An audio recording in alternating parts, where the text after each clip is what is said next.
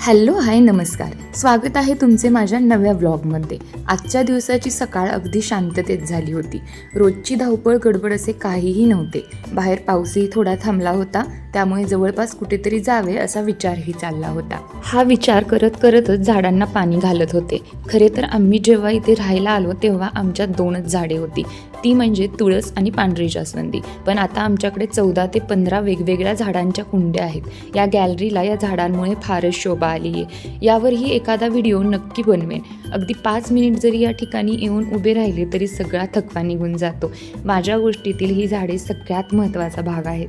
झाडांना पाणी घालून झाल्यावर मी पटापट नाश्ता बनवला. नाश्त्यामध्ये पोहे बनवले. पोहे मला खरं तर प्रचंड आवडतात आणि पोह्यासोबत चहा म्हणजे तर अप्रतिम कॉम्बिनेशन. मग पटापट नाश्ता उरकला व देवपूजेकडे वळले. कितीही घाई गडबड असेल तरी देवपूजा मी करतेच. यातून खरं तर एक पॉझिटिव्ह एनर्जी मिळते असं मला वाटतं. एक गोष्ट मात्र मला नेहमी वाटते, देवावर श्रद्धा असावी पण अंधश्रद्धा नको. देवापुढे निरंजन व अगरबत्ती लावून व्यवस्थित पूजा करून घेतली. देवपूजा केल्यानंतर मनाला जे समाधान मिळते त्याचे वर्णन कोणत्याच शब्दात केले जाऊ शकत नाही, हेच खरे. पूजा करून झाल्यावर समोर एक छोटीशी रांगोळी काढली. देवासमोर छोटी का होईना पण रांगोळी असावी, कारण रांगोळीला आध्यात्मिकदृष्ट्या फार मोठे महत्त्व आहे. ती मनाला शांती देते. रांगोळी काढून झाल्यावर देवाला फुले वाहिली. महादेवांच्या पिंडीवर पांढरे फूल खूप शोभून दिसते. या फुलांसाठीच मी निशिगंध व पांढरी जास्वंदी लावली आहे. पांढरे फूल पिंडीवर घातल्यावर महादेवांची पिंड अजूनच जास्त सुंदर दिसते. पूजा झाली आणि मनही प्रसन्न झाले.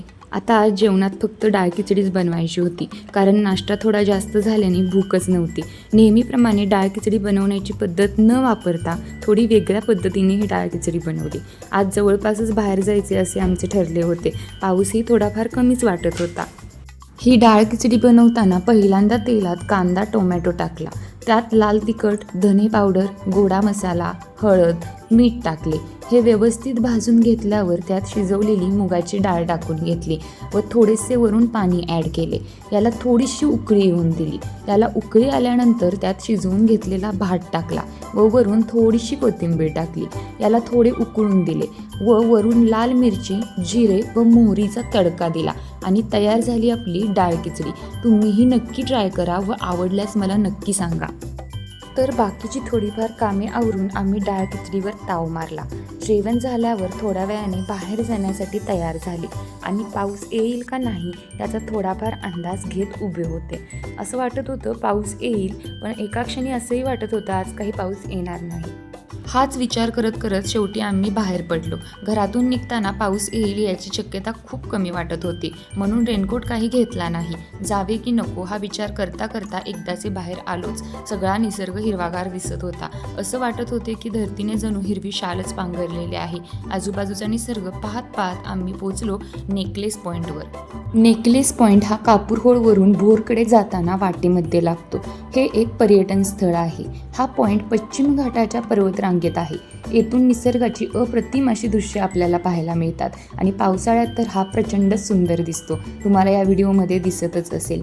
येळवंती नदी या ठिकाणी यू आकार बनवते. हा आकार या पॉईंटवरून नेकलेस शेपचा दिसतो, म्हणून याला नेकलेस पॉईंट असं म्हटलं जातं. इथे उभं राहून हे दृश्य पाहताना खरंच असं वाटत होतं की निसर्ग किती सुंदर आहे. अगदी आपल्या विचारांच्या पलीकडे या निसर्गाचे सौंदर्य आहे. काही वेळातच पाऊस सुरू झाला. छत्री आणल्याने ती उघडून तेथेच उभे राहिलो. तरीही अंगावर थोड्याफार सरिया येतच होत्या. कदाचित पावसाचीच इच्छा होती की आम्ही भिजावे, म्हणून छत्री बंद केली व पावसात भिजून त्याचा आनंद घेऊ लागलो. नेकलेस पॉईंटवरून आम्ही भाटघर धरणाकडे जायला निघालो. जाताना हा व्ह्यू अजूनच जास्त स्पष्ट दिसत होता व तेवढा सुंदर वाटत होता. इथून जाऊच नये असे वाटत होते. शेवटी मनाला आवर घालून पावसाचा व आजूबाजूच्या निसर्गाचा आनंद घेत आम्ही जाऊन पोचलो भाटघर धरणाजवळ. येथे आल्यावर हे दृश्य पाहून तर मन थक्कच झाले. इथे भाताच्या रोपांची लागण चाललेली होती. सगळं दृश्य मनाला आनंदून टाकत होते. धरणाच्या समोरील बाजूला मोठा जलाशय आहे. हा पाण्याने पूर्ण भरलेला होता. धरणातून पाण्याचा प्रवाह खूपच भारी दिसत होता. आता मन रमले होते निसर्गाचे हे सुंदर रूप पाहण्यात. समोर असलेले हे भाटगर धरण, आजूबाजूची ही हिरवळ व शेती, वरून येणाऱ्या पावसाच्या सरी, सारं काही छान वाटत होतं. निसर्गाच्या या रूपाने मनाला प्रसन्न करून टाकले होते. बराच वेळ इथेच थांबून हे दृश्य मी डोळ्यात कैद करून घेत होते. आणि हो, मोबाईलमध्ये सुद्धा. बराच वेळ इथे थांबल्यावर आता परत जाण्याचा विचार आला. खरं तर इथे कितीही थांबले तरी मन काही भरणार नव्हते. परत जाताना मध्येच एका ठिकाणी या डॅममधील वाहणाऱ्या या पाण्याला जवळून अनुभवता आले. खरं तर जवळून पाहताना याचा प्रवाह थोडासा भीतीदायक वाटत होता, पण हे दृश्यसुद्धा खूप सुंदर दिसत होते. पाऊसही प्रचंड सुरू झाला होता. मध्ये आधी निसर्गाची सुंदर दृश्य टिपत आम्ही परत निघालो. समोरून एक बैलजोडी येत आहे हे मी लांबूनच पाहिले व ते व्हिडिओमध्ये कैद केले. मध्येच थांबून कडक असा चहा घेतला आणि चहा घेतल्यानंतर अगदी काही वेळातच आम्ही घरी आलो तरी दिवसातली ती सुंदर अप्रतिम दृश्य डोळ्यासमोर रेंगाळतच होती. घरी आल्यानंतर वडापाव आणि मस्तपैकी चहा खारीचा आस्वाद घेतला. अशाच माझ्या गोष्टी जाणून घेण्यासाठी चॅनेलला सबस्क्राईब करा. लवकरच भेटू पुढच्या ब्लॉगमध्ये. धन्यवाद.